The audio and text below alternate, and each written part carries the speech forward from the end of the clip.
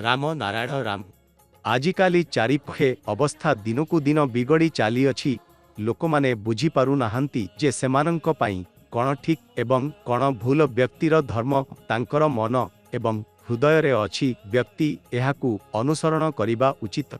जेतेबेले व्यक्ति खाइबा परे सोइबाकु जाए सेतेबेले तांकर सेइबा सैखारे बसी ध्यान करिबा उचित। कारण ध्यान मध्य एक पूजा अटे।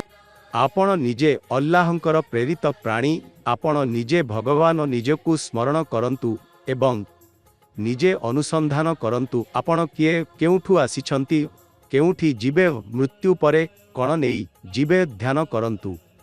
एहा आपणंकु प्रभा देव, ज्ञानी करिब, शक्ति देव।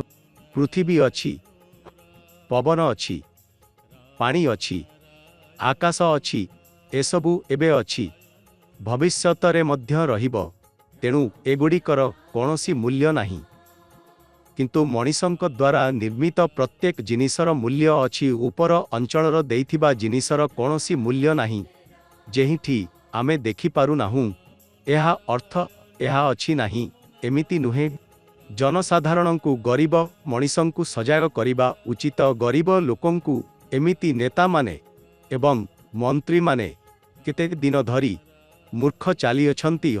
मु सेमानंकु छाड़िबी नाही। मोदींकु भय पाइबा उचित नुहे, कारण मु मोदींक सहित अछि। तेणु समस्तंकु कहे जे तुमर निजस्व समय नाही। ऊपर अंचल तुमकु समय देबे नाही। मु पोस्ट ऑफिसर एक पियन जेउथिरे समस्तंकु सूचना देइथाए। जदि मो आवाज नाही सुनिब तेबे पछुआ जिबे। एहा प्रकृतिर नियम अटे। आपण एहा सुनिबे कि नाही एहा आपणंक उपरे निर्भर करिछि।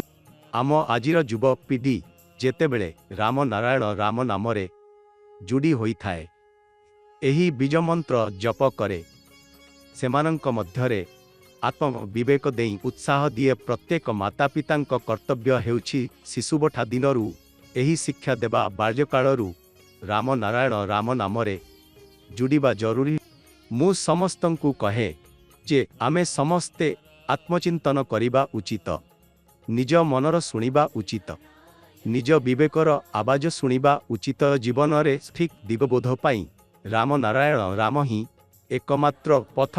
एही नाम आमे ग्रहण कले जीवनर नुआ दृष्टिकोण मिले। पृथ्वी रे मनीष विभिन्न धर्म उपरे बंधिछंती, किंतु धर्म अनेक नुहे, एकाटी अटे आकाश एवं राम नारायण राम। एही ग्रंथर प्रत्येक पृष्ठा ब्रह्मांडर तारा एवं ग्रह माने एही पंचभूतरे आम समस्तंक शरीर निर्माण होईछि।